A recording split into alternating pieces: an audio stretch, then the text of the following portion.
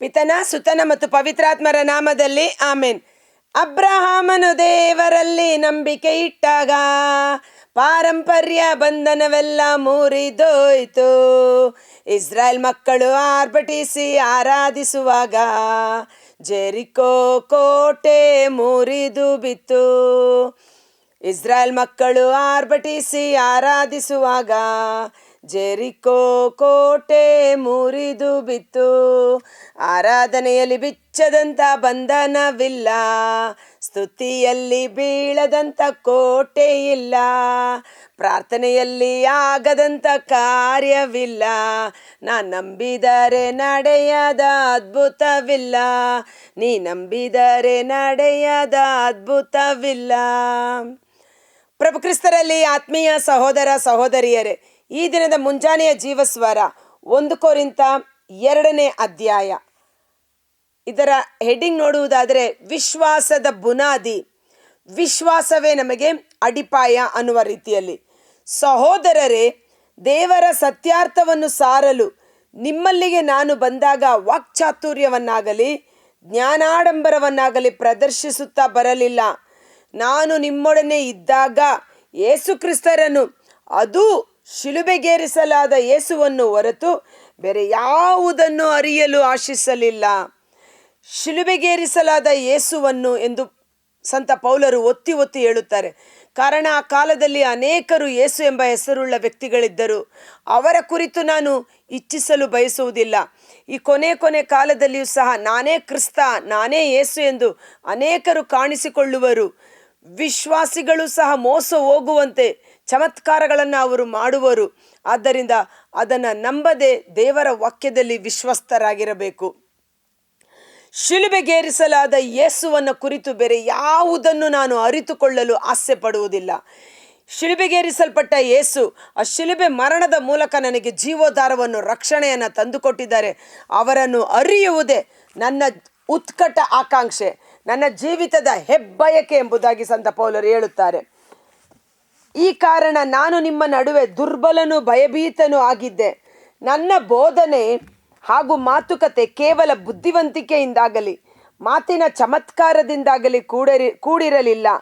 ಅದಕ್ಕೆ ಬದಲಾಗಿ ದೇವರ ಆತ್ಮವನ್ನು, ಅವರ ಶಕ್ತಿಯನ್ನು ಸಮರ್ಥಿಸುತ್ತಿದ್ದವು. Price the lord. ಬೋಧನೆ, ಮಾತಿನ ಆಡಂಬರ, ವಾಕ್ಚಾತುರ್ಯ ಇದ್ದರೆ ಮಾತ್ರ ಸಾಲದು. ಬದಲಿಗೆ ದೇವರ ವಾಕ್ಯವನ್ನು ಸಾರುವಾಗ ದೇವರ ಆತ್ಮ, ದೈವ ಶಕ್ತಿ ಆ ವಾಕ್ಯವನ್ನು ಸಮರ್ಥಿಸಬೇಕು.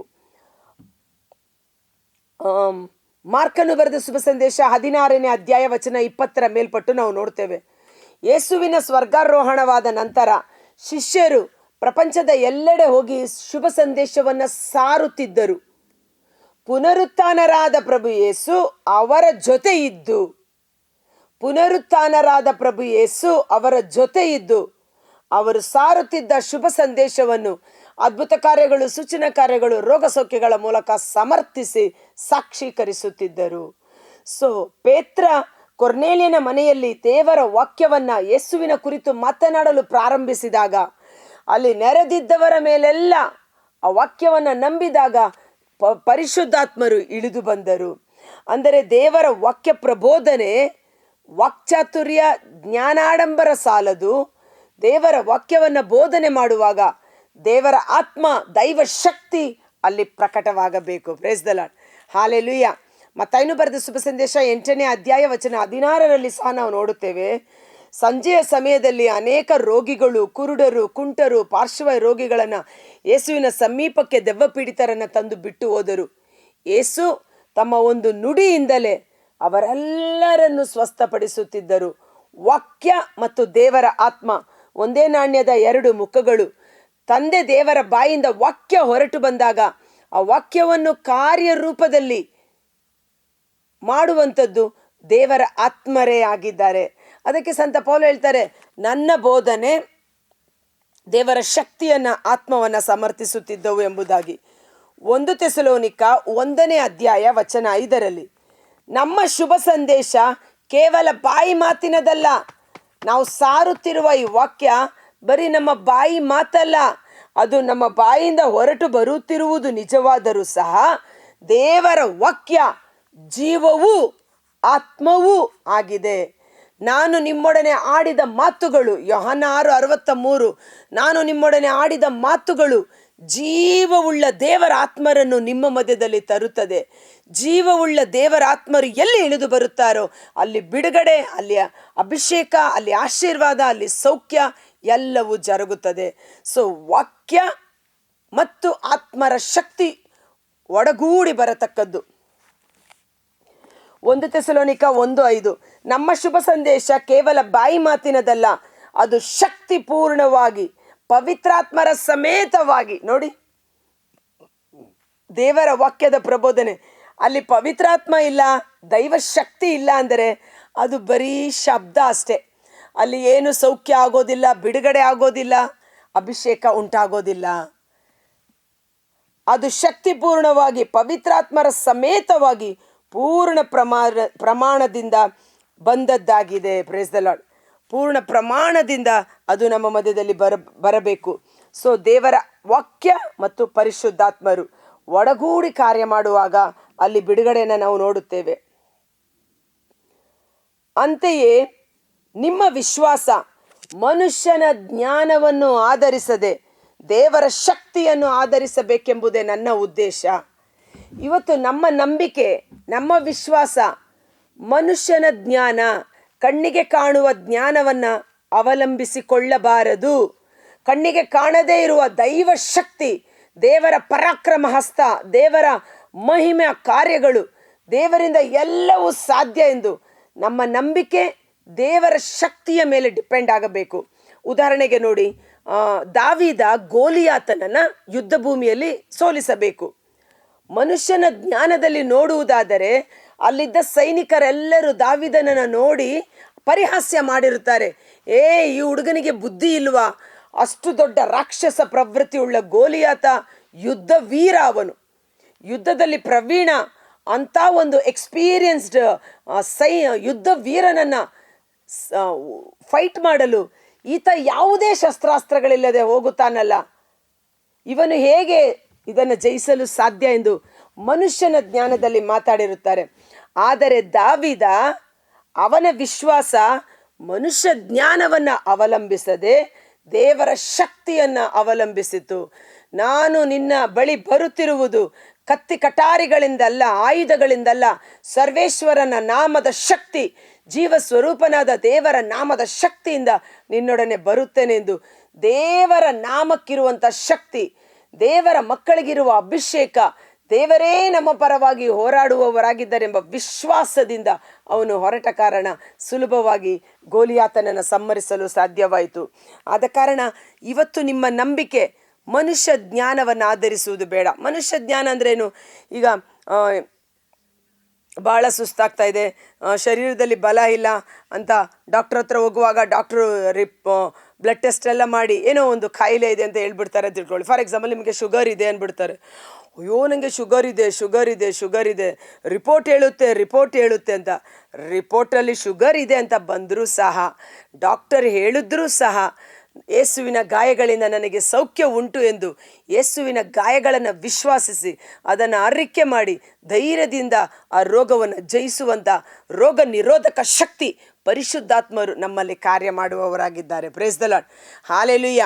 ನೋಡಿ, ನನಗೆ ನನ್ನ ಗರ್ಭಕೋಶ ಬ್ಲಾಸ್ಟ್ ಆಗಿತ್ತು, ಅದನ್ನು ಸ್ಟಿಚ್ ಮಾಡಿ ಇಟ್ಟಿದ್ರು. 2 ಸಿಸೇರಿಯನ್ ಆದ ಕಾರಣ ಶರೀರದಲ್ಲಿ ಭಾಳ ವೀಕ್ನೆಸ್ ಇತ್ತು.